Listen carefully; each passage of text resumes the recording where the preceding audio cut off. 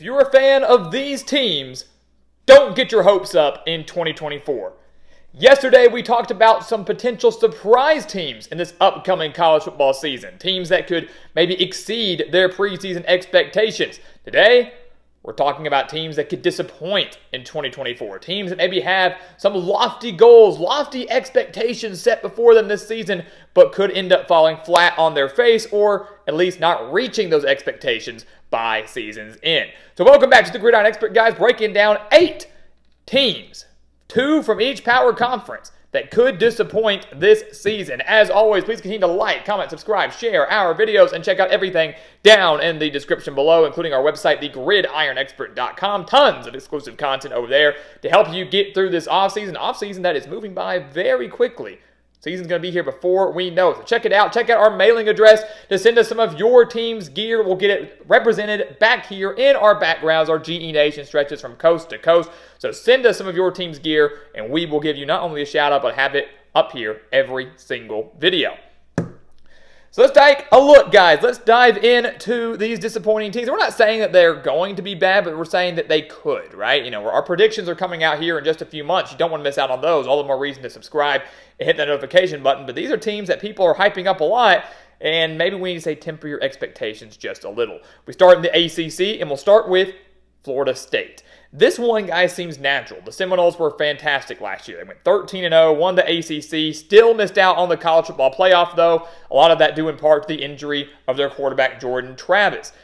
We saw what happened in their bowl game against Georgia. Maybe lack of motivation, obviously a lack of talent because the majority of the team opted out of that Orange Bowl game, but they still lose tons of talent. Jordan Travis is gone. Tons of offensive playmakers gone. Tons on the defensive side gone. They do bring in a veteran quarterback in DJ Uiagalelei, ironically a former Clemson quarterback, but now transferring in from Oregon State. But it would be ridiculous to expect Florida State to replicate the success they had last year. It would be ridiculous to expect them to go 12-0 and maybe win the ACC at 13-0.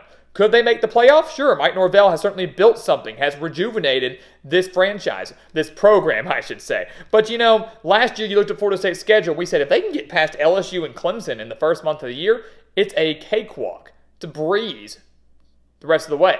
That's not the case this year. They've got to go to SMU. They've got to play Clemson. They've got to go to Notre Dame. A much more difficult schedule, not as much talent. Florida State probably going to take a bit of a step back. Sticking in the ACC, how about one of their big-time rivals, Miami?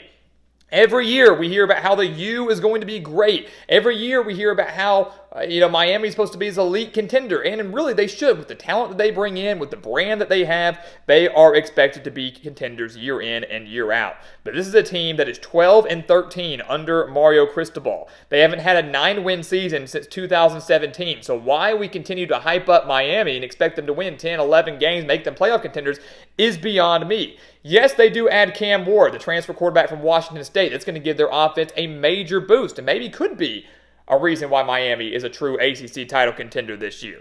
The schedule, though, it's not terrible. They've got some tough games at Florida, at USF, who was very surprising last year. They've got to play Virginia Tech, one of our surprise teams for this season, at Louisville, Florida State, at Georgia Tech. A lot of trap games in there, guys, where Miami could be prone to slip up. We've seen them do it to inferior teams before. Wouldn't be shocked to see it happen again. They need a breakout year from Mario Cristobal, but this might not be it. Moving over to the Big Ten. How about the national runner-up in Washington? Again, this is a team that to me is similar to Florida State. It's only natural to expect a major regression from the Huskies. They lose practically the entire team. You lose Michael Penix. You lose your top receivers. You really lose practically the entire offense from one of the best offenses in the entire country last year. And they lose their head coach as well, in Kalen DeBoer, who went to Alabama. So you're losing your practically entire team, you're losing your head coach, and now you're switching conferences from the Pac-12 to the Big Ten. Jed Fish comes in as the new head coach from Arizona. He's a good offensive mind. He's got a solid veteran quarterback in Will Rogers, who transferred in from Mississippi State. That's all going to be great. But to expect Washington to go 14-1 like they did last year, to expect them to maybe be a playoff team like they were last year, probably is a little far-fetched. This is a team that's got to play Michigan. They've got to go to Iowa. They've got USC. They've got to go to Penn State, to Oregon. They face 3 of the 4 toughest Big Ten teams this season. That's not looking good. 2 of those on the road with Penn State and Oregon. Washington going to take a major step back, no doubt about it. Same, though, can be said for the national champions in Michigan. Michigan is going to take a bit of a step back. They might disappoint. A repeat probably not in the cards for the Wolverines. They, like Washington, like Florida State, lose tons of talent on both sides of the ball. They lose J.J. McCarthy. They lose Blake Corum. They lose tons on the offensive line. They lose a handful on defense, although the defense shaping up to be the strength of the team, at least early on. They lose their head coach and Jim Harbaugh off to the NFL to coach the Chargers. Sherrone Moore now, of course, taking over, the former offensive coordinator. Going to do well there. And we saw how well Michigan played under him in those final 3 games of the season last year. They beat Penn State. They beat Ohio State with him at the helm. So Michigan not going to fall off and become some 7-8 win team, but they lose a lot of talent. They lose a great coach in Harbaugh, and they have a much more difficult schedule than they had last year. Got to play Texas in week 2, got to go to Washington, to Ohio State, and they do host Oregon, although the Ducks are going to be very, very dangerous in their first year in the Big Ten. So the 2 teams that played in the national championship last year set to have pretty major, I think, regressions in 2024. Not going to live up and be as good and be the same as they were in 2023. Over to the Big 12. How about the team that continues to get tons of hype? Colorado coming into the Big 12 from the Pac-12. Again, a team that's getting tons of hype, got tons of hype last year, is continuing to do so this year, and I ask you for what? The Buffaloes went 4-8 last year. Yes, they had 5 one-possession losses, so a few of those go their way, and they were a bowl team, and everybody is freaking out about it. Yes, we know this team does return 72% of their production from last year. That includes Shedeur Sanders, their quarterback. That includes Travis Hunter, one of the best athletes in the game of college football right now. But the defense still needs major, major work, and if they can't fix that, and if it hasn't gotten better, they will not stand a chance in what is still a wide-open Big 12, but will be a wide-open yet competitive Big 12. And here's the thing, guys. The Buffalo schedule's tough. First 3 games of the year. North Dakota State, not a slouch by any means. At Nebraska and at Colorado State, who nearly took down the Buffaloes last year. An 0-3 start for the Buffaloes is not out of the question. That is not out of the question. It could happen. Factor in a conference slate that includes games against UCF, Arizona, Utah, and Kansas, just to name a few. It's a very, very tough schedule, and to expect the Buffaloes to make a bowl game might be a little far-fetched. Failing to do that would be viewed as a disappointment.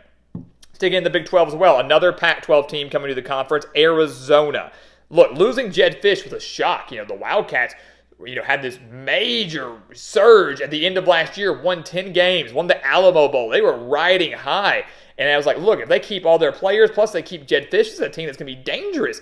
And then Jedd Fisch surprisingly jumps ship and goes to Washington, and Arizona hires Brent Brennan, who never did anything special at San Jose State, going 34-48 with the Spartans out of the Mountain West.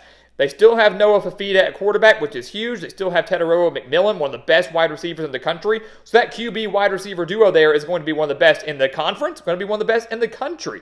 But the momentum that Arizona was carrying into this next year took a major hit when Jedd Fisch left. And they have a very difficult schedule with road games at Kansas State, Utah, BYU, and UCF. So a team that maybe was looking to replicate their success from last year, win 9 or 10 games, might fall flat on their face because of the new conference and because of the changing, especially on the staff. Final conference, guys. Final 2 teams. SEC, let's go Arkansas. Now, I know what you're thinking. Well, Arkansas disappointment. Are they always disappointing? Well, yes, that's very true. This team went 4-8 last year. Really doesn't have, I would say, high expectations, but a lot of rumblings out of Fayetteville, maybe around the country, that Arkansas might see this resurgence, might find themselves back in the bowl game with Bobby Petrino in at offensive coordinator. The former Razorbacks head coach from 2008 to 2011 returns to Fayetteville to become the offensive coordinator this year. They bring in a middle-of-the-pack quarterback in Taylon Green, transferring in from Boise State to replace KJ Jefferson, who transferred to UCF. But the offense still has a lot of question marks there. The defense wasn't all that bad, but they lost a lot of talent through the transfer portal. And the Razorbacks have a very brutal schedule. They have a game at Oklahoma State in week 2. They do get to host Tennessee, LSU, Ole Miss, and Texas, but will they even win any of those? If you look at Arkansas' schedule, I'm not sure there's a single conference game that any Razorback fan can feel confident that they'll win. So the Hogs could be in for another poor losing season, which could more than likely spell the end of the Sam Pittman era. Bobby Petrino is great. Bobby Petrino is going to, reinvigorate some excitement in the fan base, but he's not going to be the savior that everybody thinks he's going to be. And then finally in the SEC, a top 10 team for us, making the disappointing list. Give me Ole Miss. Now, here's the thing. Look, the Rebels went 11-2 last year, won the Peach Bowl over Penn State. It was a phenomenal year for Lane Kiffin and the Rebels. Yes, we know they loaded up in the transfer portal this year. They returned tons of talent, including a veteran quarterback in Jackson Dart. So this is a team that many think could finally break through and make the playoff, especially if the playoff has expanded to 12 teams. But here's the thing. Last year, Ole Miss goes 11-2. 6 of their 11 wins were against teams with a losing record. Their best wins were against LSU early in the year, a game that was a 55-49 shootout, and then Penn State in their bowl game. The Rebels still failed to beat Alabama. They still failed to beat Georgia. Still failed to beat, quote-unquote, the top dogs. You look at this year, Ole Miss could start 6-0.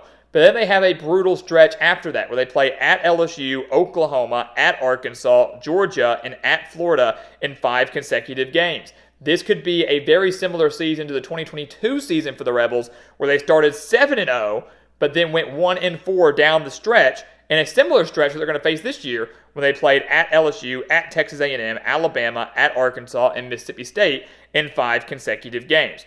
Anything less than 10 wins in the regular season this year would be viewed as a disappointment for Ole Miss. This is a team that has the talent to make the playoff, but can they withstand a very difficult 5-game stretch at the end of the year? One that could spell the end of their season and could end up being a disappointing year in a season that has very, very, very lofty expectations.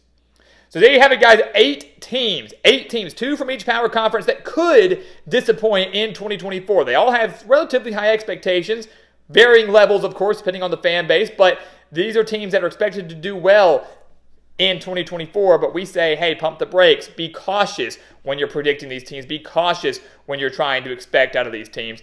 Again, we're not predicting anything just yet. That will come here in a few months, but leave your thoughts down in the comments below, and let's get ready for the season that will be here before we know it. So guys, as always, thank you so much for watching us here at the Gridiron Expert on YouTube. Make sure to continue to like, comment, subscribe, share our videos, and check out everything down in the description below, including our website, thegridironexpert.com, including our mailing address to send us some of your team's gear to be featured in every single Gridiron Expert video. We want you to take advantage of that. We want you to check out everything down there. We want you to become a member of our GE Nation. And once again, guys, as always, thank you so much for watching, and we'll see you next time right here on the Gridiron Expert.